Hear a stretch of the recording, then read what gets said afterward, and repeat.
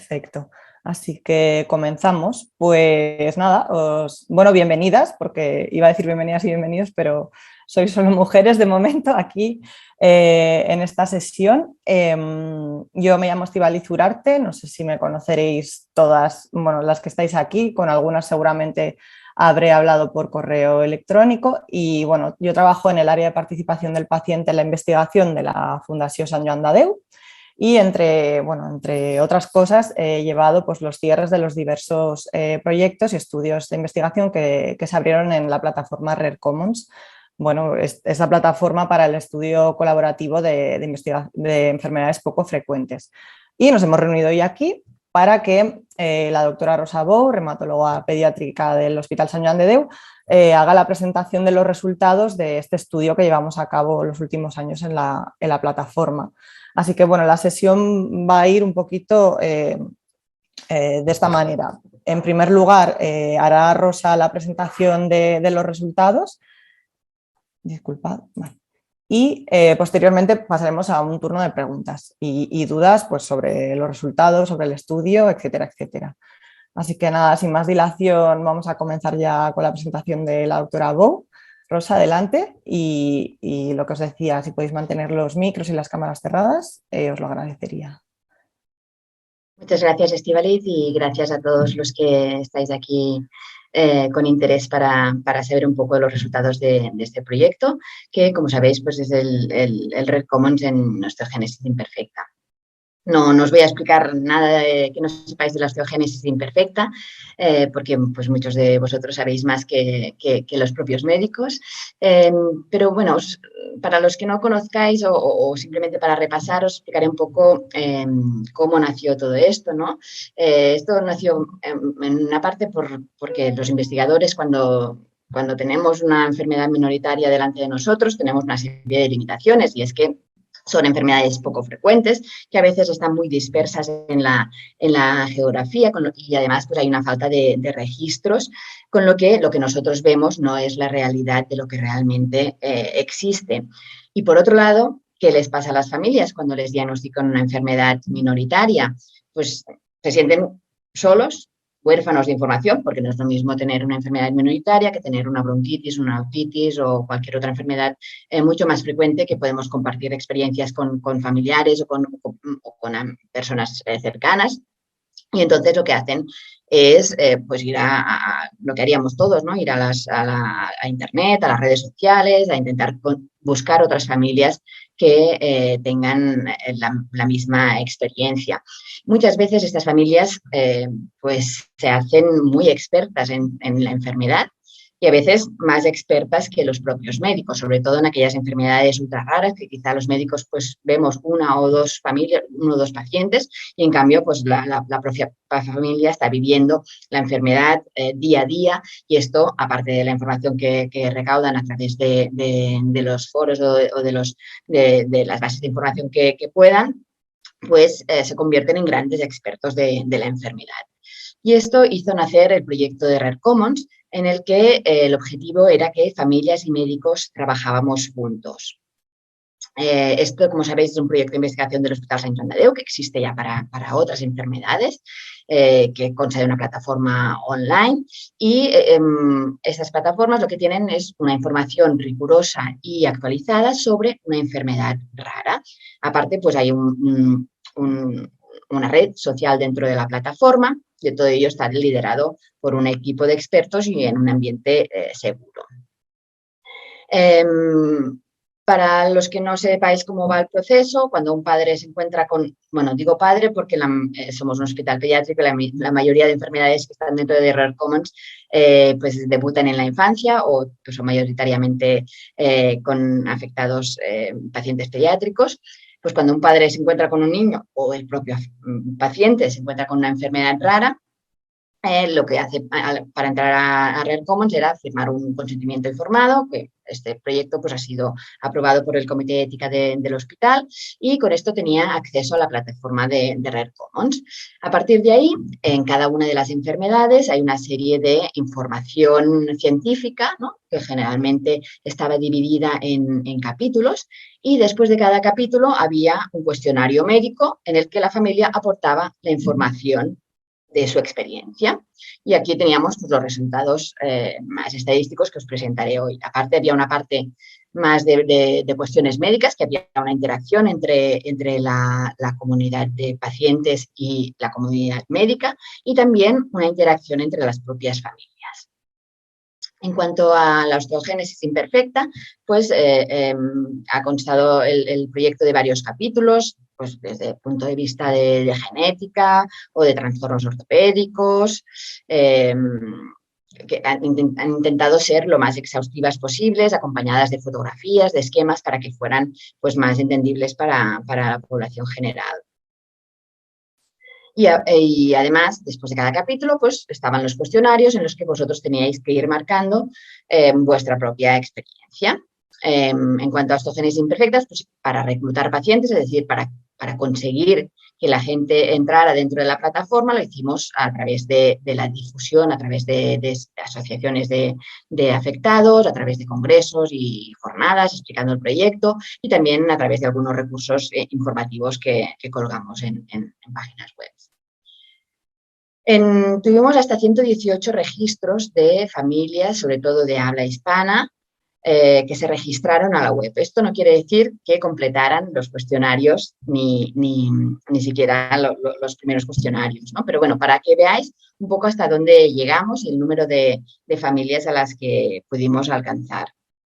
Y a partir de aquí os presentaré algunos de estos resultados.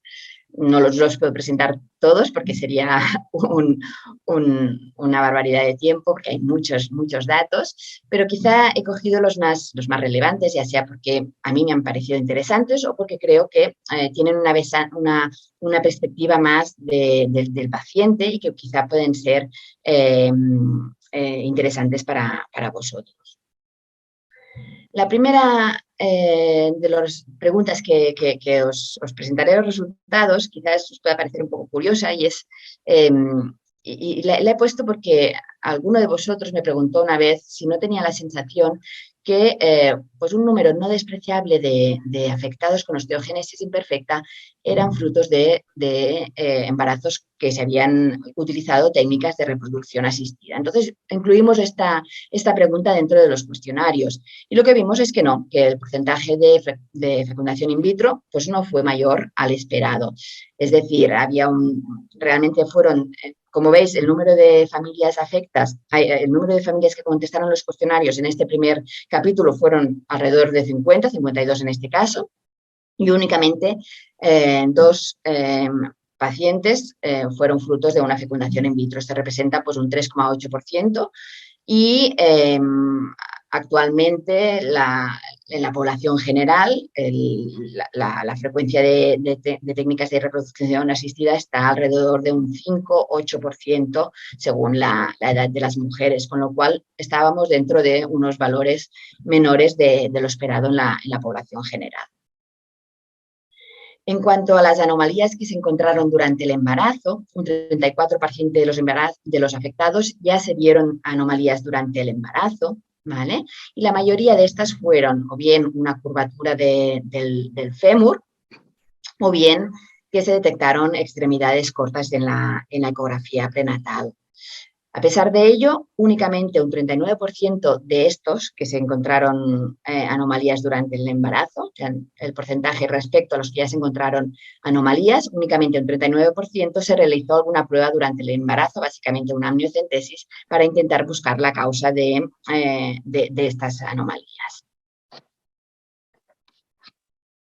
En cuanto al tipo de parto, también era un tema interesante porque es algo que está muy discutido dentro de la comunidad médica, si cuando tenemos una sospecha de un bebé con una osteogénesis imperfecta, si se debería realizar una cesárea o se podría dejar progresar un parto vaginal. La tendencia es para intentar proteger al bebé, realizar más cesáreas, pero realmente lo que dicen los registros es que aquellos que han nacido por un parto vaginal no tienen mayor número de fracturas que aquellos que han nacido por cesárea.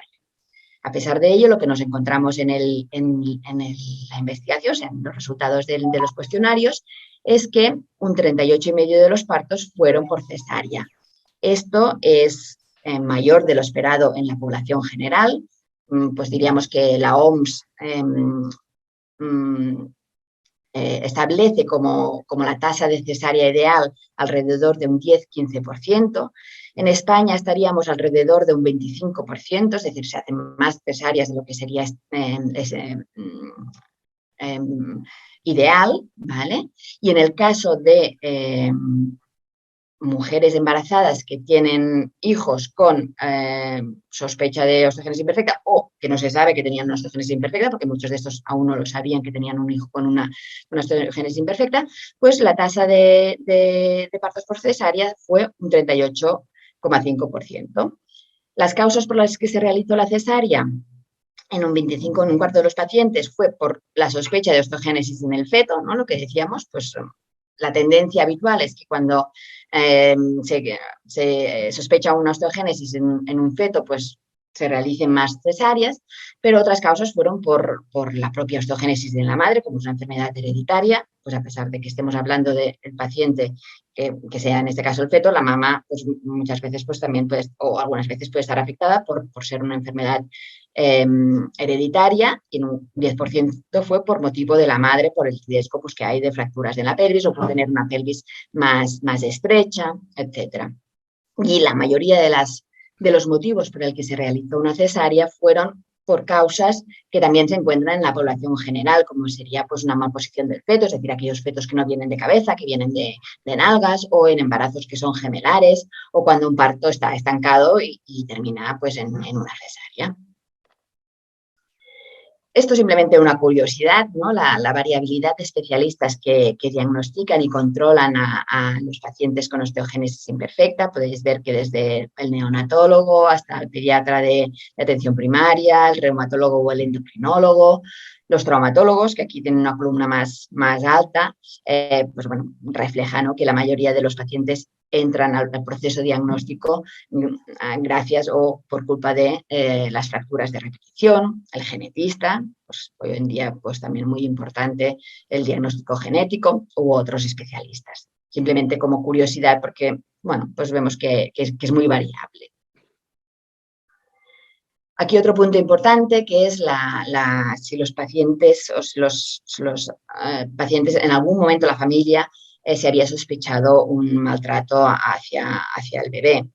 La mayoría de veces son bebés cuando hay una sospecha de maltratos y a pesar de que en la mayoría de los casos no lo ha habido, pues yo creo que es destacable que hasta 7 familias han pasado por un proceso de sospecha de malos tratos. Y a pesar de que con la mayor información de la enfermedad, sobre todo con la mayor disponibilidad y rapidez del estudio genético, probablemente esto esté mejorando, creo que aún tenemos pendiente un trabajo importante a realizar en este aspecto, sobre todo por la implicación emocional que pasan las familias que tienen que pasar por este proceso. En cuanto al número de fracturas, también hacíamos la pregunta de cuántas fracturas habían tenido y es muy variable, ¿no?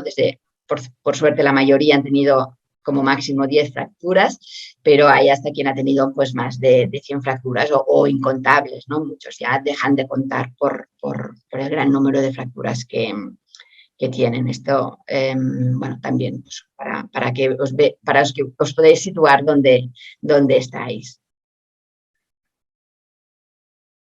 En cuanto a los huesos fracturados también es muy variable, ¿no? Desde aquí vienen reflejados los huesos del cráneo, los huesos de la cara, la clavícula, la escápula, el esternón, el húmero, el cúbito, el radio, los huesos de la mano, las costillas, la pelvis, el fémur, la rótula, el peroné, la tibia y el peroné, y los huesos del pie. Y a pesar de que hay una gran variabilidad, pues como era esperable, los más frecuentes han sido el fémur y la tibia. Otro punto importante es las radiografías de columnas. Había una pregunta que era si a estos pacientes se les realiza periódicamente radiografías de columnas. Pues por sorpresa mía, a la mayoría no se realizan radiografías de columnas periódicas. Es verdad que esto refleja los diferentes protocolos de cada centro, ¿vale? Pero creo que es un punto importante y aquí le he puesto también pues, un warning, ¿no? Una alerta, porque creo que es importante detectar aquellas fracturas vertebrales ocultas, sobre todo en la infancia. ¿Por qué? Porque aquí veréis, por ejemplo, la radiografía de la izquierda es una radiografía normal de columna, podéis ver las vértebras, todas ellas cuadraditas, y en la figura A veréis pues, una paciente que tenía aproximadamente unos 2 años, no llegaba, con unas vértebras muy aplanadas, ¿vale? En forma de galleta que se llaman, completamente chafadas, pero que con el proceso de crecimiento y de tratamiento veréis que al cabo de 1 año y medio es esta radiografía de la letra B, en el que la forma de las vértebras vuelven a tener tendencia a crecer, a remodelarse, a volver a tener la forma que deberían tener en una columna sana. Esta paciente no tenía dolor, la mayoría de pacientes que encontramos fracturas vertebrales no tienen dolor y por eso pues, creo que es importante alertar sobre la importancia de realizar periódicamente radiografías periódicas, ya sean por radiología, por radiografía, o bien también con la densitometría, que con un rayo lateral se puede hoy en día valorar la forma de las vértebras. En cuanto a las deformidades de columna, también es algo que es relativamente frecuente, quizá más frecuente de lo que yo me esperaba, porque en mi experiencia quizá no tenemos un porcentaje tan elevado en nuestros pacientes del hospital. Más de un 60% referían que sí que había algún tipo de deformidad en la columna y siendo la escoliosis pues la más frecuente, pero también he de decir que la mayoría de pacientes no han requerido o no se les ha realizado una intervención quirúrgica. De hecho, de los pacientes cuestionados, únicamente en una paciente se realizó la intervención quirúrgica con buenos resultados. Otra cuestión que he querido resaltar es el tema del dolor, que probablemente está infravalorado. ¿Vale? Y aquí preguntábamos en cuanto al dolor de espalda, si tenían dolor de espalda pues nunca, casi nunca, algunas veces, a menudo o siempre. Y como veréis, pues en cuanto al dolor de espalda, hasta un 58% de los encuestados refería que o algunas veces o a menudo o siempre tenían dolor de espalda. Esto era un porcentaje similar cuando se le preguntaba por dolor en las piernas, quizá menos intenso porque la mayoría de pacientes decían únicamente algunas veces y no tanto a menudo o siempre. Y también el porcentaje bajaba cuando se le preguntaban sobre los dolores en pies o en brazos. ¿Vale? Pero bueno, un porcentaje no despreciable de pacientes que sufren dolor. Y ya por último, algunas otras cuestiones fuera de las más, fuera del esqueleto, digamos, ¿no? Había un capítulo de alteraciones orocraniales en el que pues, la frecuencia de controles dentales, por suerte, pues en la mayoría de pacientes sigue realizando controles dentales periódicamente. Y la verdad es que hemos encontrado pocos hallazgos más allá de la dentinogénesis imperfecta en aproximadamente un 50% de los encuestados. Algunos pacientes con fracturas dentales, sobre todo en aquellos pacientes que ya tenían dentinogénesis imperfectas. Algún paciente refería problemas a nivel del recambio dental, sobre todo en los niños un recambio de la dentición primaria a la secundaria más lento, más retrasado, o incluso que algunos de ellos les habían tenido que realizar extracciones dentales de las piezas de leche porque no habían caído. Y esto es algo que también está descrito en la literatura. Pero bueno, han sido casos puntuales. Agenesias también, es decir, falta de algunos dientes también en algún paciente, pero poquitos de ellos. Y también en general hemos visto que reportáis pocas intervenciones quirúrgicas a nivel de la boca. En cuanto a otras alteraciones orocraneales, bueno, como curiosidad, ¿no? Se ha descrito que la osteogénesis imperfecta pues tiene un perfil de la cara en forma de triángulo invertido, y esto muchos de vosotros pues consideráis que lo tenéis, o que vuestros hijos lo tienen así. Pero de otras alteraciones a nivel craneal, la verdad es que hemos visto muy poca afectación, por suerte, porque suelen ser afectaciones graves, ¿no? La plagiasia, esta forma más aplanada de la base del cráneo, o los problemas pues, de imaginación y de problemas neurológicos que pueden dar por la, las características de esta forma, de la base del cráneo. Pues la verdad es que en la mayoría prácticamente todos los encastrados nos habéis referido que no habíais tenido alteraciones a este nivel, y de hecho no ha habido ninguna intervención quirúrgica entre los pacientes que han participado a este nivel. También muy poca afectación neurológica, y la mayoría de ellas han sido 2 o 3, pero que probablemente no tenían relación con la estructura de la base del cráneo. En cuanto a la audición, que es otro tema pues, que también es sabido, ¿no? que muchos afectados pues, sufren y que les supone una alteración de la calidad de vida importante, pues la verdad es que nos hemos encontrado pues, con menos hipoacusia de lo que yo me esperaba, probablemente porque muchos de los pacientes o muchos de los encuestados son pacientes todavía en edad pediátrica, y sabemos que la pérdida de audición suele aparecer a partir de la segunda o tercera década de la vida, con lo cual muchos de estos pacientes probablemente todavía no han llegado a tener esta pérdida de audición, y por eso el porcentaje ha sido menor, ¿no? Sería pues estos de aquí, ¿no? Que pues mira, 6 personas solamente consideraron que tenían una pérdida de audición diagnosticada por el médico. 3 contestaron que no lo sabían, y una que creía que sí, pero que no se había hecho la evaluación de la audición. Pero bueno, las causas probablemente tengan relación en que muchos de estos pacientes eran pediátricos. Sí que en cambio vemos que cuando preguntábamos por antecedentes familiares con hipoacusia, el porcentaje ya era mayor, y esto es lo que nos corrobora, ¿no? Porque suele haber una tendencia a repetirse en la familia, en aquellas familias en las que hay hipoacusia suelen repetirse en las generaciones posteriores, con lo que pues probablemente algunos de estos que están todavía en fase pediátrica pues llegarán a tener una pérdida de audición más adelante.